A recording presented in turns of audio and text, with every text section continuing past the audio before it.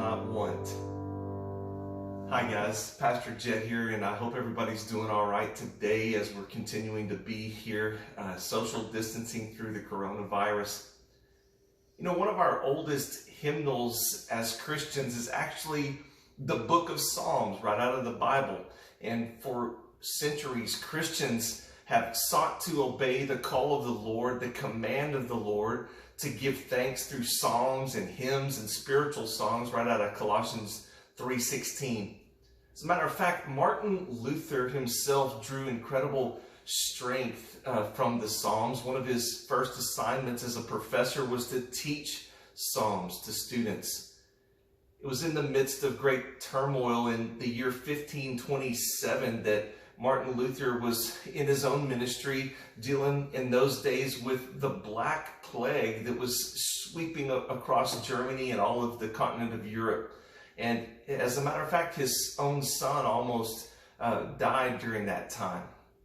4 years before Martin Luther died, he wrote in the margin of his own Bible the text of Psalm 119:92, and it says this: "If your law had not been my delight, then I would have perished in my affliction."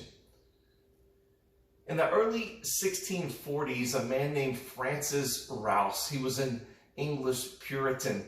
He rendered all 150 Psalms from the Hebrew into metrical English. Talk about having a lot of time on your hands. He submitted that then to the General Assembly of the Church of Scotland. And for 6 years, that assembly, they painstakingly went over his text and wanted to make sure everything was theologically correct and that the poetry was there. Finally, in 1650, they published a brand new hymnal there in Scotland. And it has an incredibly long name. Listen to this. The hymnal was called the Psalms of David in Meter, newly translated and diligently compared with the original text and the former translations, more plain, smooth, and agreeable to the text than any heretofore. Man, that's a mouthful. Well, this hymnal took off and they sang them all over the country there. But one of the hymns that emerged from that hymnal that became one of the most famous and popular was based on Psalm 23, "The Lord is my shepherd." I want you to listen to the last stanza of this hymn and listen to this text. It says, "Goodness and mercy all of my life shall surely follow me, and in God's house forevermore my dwelling place shall be."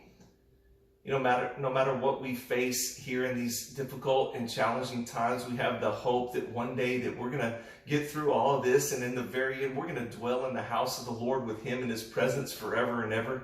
And so in the meantime, I want you to draw encouragement and hope that our great shepherd, Jesus Christ, is watching over you today, and He's watching over me. And I know very, very quickly He is going to lead all of us into greener pastures. And so until then, may the Lord bless you and keep you and give you strength. Amen.